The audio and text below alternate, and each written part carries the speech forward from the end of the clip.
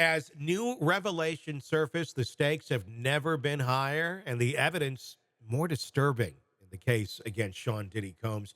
We're talking about a grand jury that continues to reconvene over and over, each meeting revealing deeper and darker truths about the life and actions of a man who has long been revered as a cultural icon. The question now isn't just if, but when we'll see the superseding indictments that could fundamentally alter the landscape of this case. And make no mistake, that likelihood isn't just some far off legal theory, it's rapidly becoming an inevitable reality. From the start, the investigation has been monumental in scope. Hundreds of warrants executed, a flood of new individuals coming forward with their own horror stories, and mountains of digital evidence.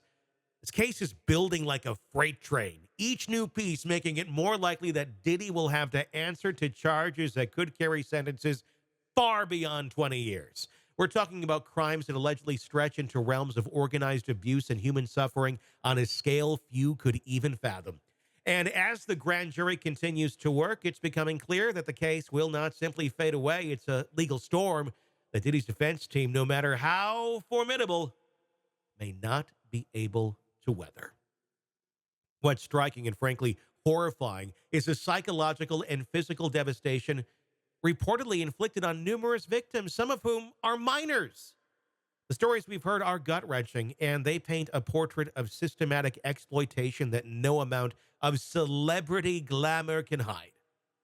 The idea that this case could even be delayed even further, dragging victims through more emotional turmoil is hard to stomach, yet here we are with a tentative trial date that could easily be pushed back even further. The weight of the evidence and the sheer number of accusers makes the plea deal seem almost laughable. Why offer leniency when the damage is so widespread, so incomprehensibly brutal? We're at a pivotal point. The coming weeks could reshape everything we thought we knew about one of the most influential figures in music and entertainment. This case isn't just a scandal, it's a seismic shift in how we understand celebrity accountability and the deep, dark underbelly of fame. Joining me to discuss, Jennifer Coffindaffer, retired FBI special agent. Jennifer, welcome.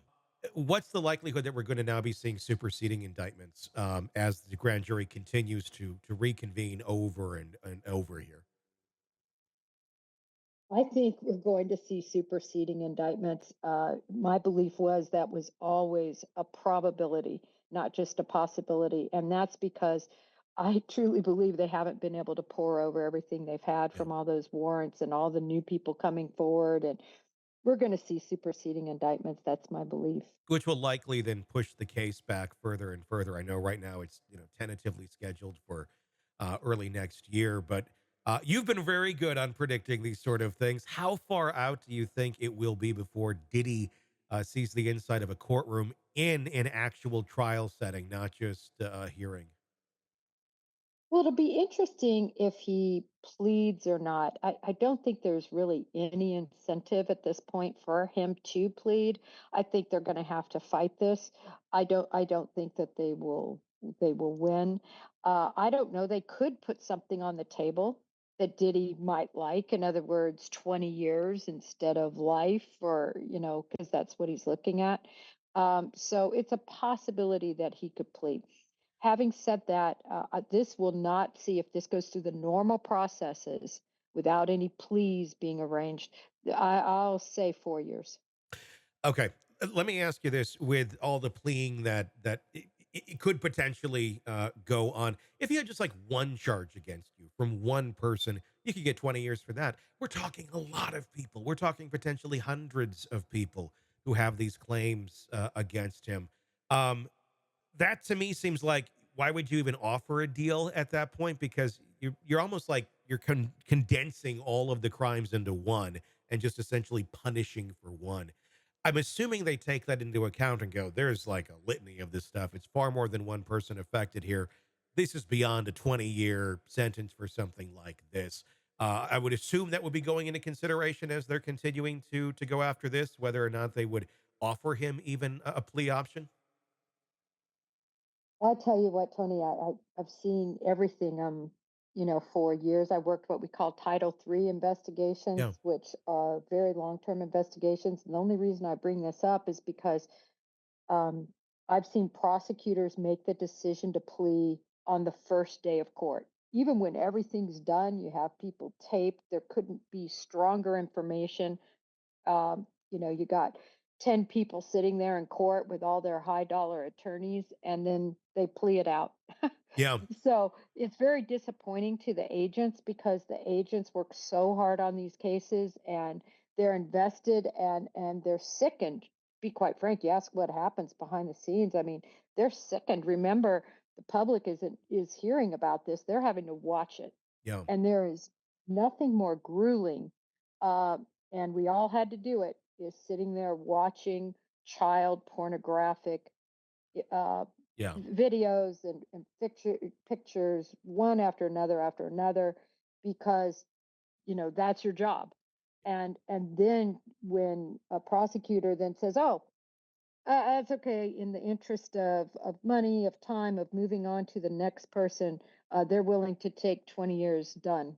We're going to do it. So I think plea deals are always possible. I've witnessed that, unfortunately. Yeah, I mean, they're always possible, but I mean, it's something like this, is it likely? I mean, I know it can go any way. Probably, it's up to the DA and the prosecutors, and this is whether or not they're going to offer it, but they don't have to offer it. They could look at this and go, no, it's too dark, no option for you, right? They can. And Okay. it honestly really depends on that prosecutor and that prosecutor's office. The not the assistant United States attorney, although he's very important because he's the main one in charge Yeah. of that case, but really the US attorney. It's the buck stops with him. And there's certainly going to be a lot of conversation and sentiment at a certain point, whether that's even going to be considered. What do, So it comes down to the personalities. what do we know about that individual right now, or their track record on things like this in terms of offering plea deals? Do you have any knowledge as to their historical record on how they've handled cases? I don't want to say like this because this is pretty unique, but in cases that remotely resemble something like this. I have not looked at their track record, but I always caution because remember, a U.S. attorney is appointed, and so U.S. attorneys change when political climates change. Mhm. I've had amazing U.S. attorneys in, and then there's a election, presidential election, and then they're out. Yeah, So they are ever changing. So it depends on so many factors. lots of possibilities of where this could all end up. Jennifer Coffindaffer, retired FBI special agent, thank you for joining us. As we close this coverage, this segment on Sean Diddy Combs, it's not simply about isolated incidents or poor judgment or misconduct. We're far beyond that. It's a sprawling, deeply unsettling narrative of systematic abuse, one that implicates not only Diddy, but the entire structure of power and privilege that shielded him. From digital records to the gut wrenching testimony of victims, it paints a chilling picture of a man who allegedly used his wealth and influence to perpetuate unspeakable crimes. And it's hard to imagine any defense argument that could fully counter the weight of these allegations, especially when you consider the human toll. What happens now? Even if we get to the place and predict the likelihood of even more charges and the possibility of even harsher sentences, the broader question still looms. Will the justice system rise to the occasion, or will it buckle under the pressure of celebrity influence and deep pockets?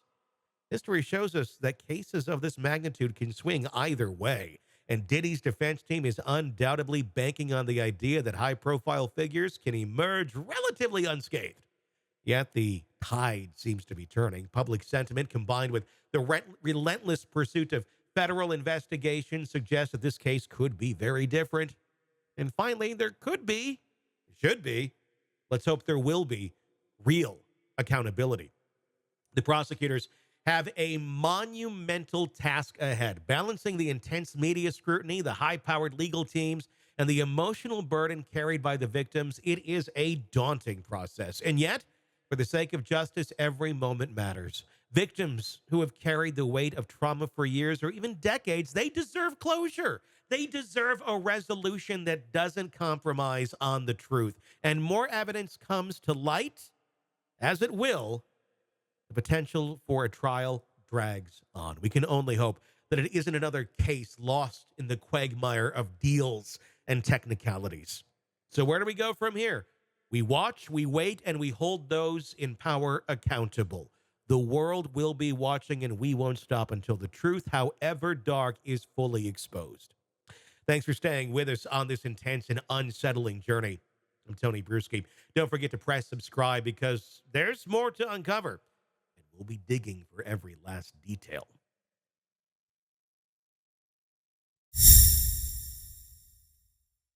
Hey, thanks for checking out the video. Be sure to follow us wherever you download podcasts, and especially Apple Podcasts, where you can get advanced episode and premium content on our premium channel right there. Also, be sure to follow us on social media so you don't miss any breaking updates on the stories that matter to you most. We're on TikTok, X, Instagram, Facebook. Just search Hidden Killers Podcast with Tony Bruschi, and you'll find us right there. Again, thanks for watching.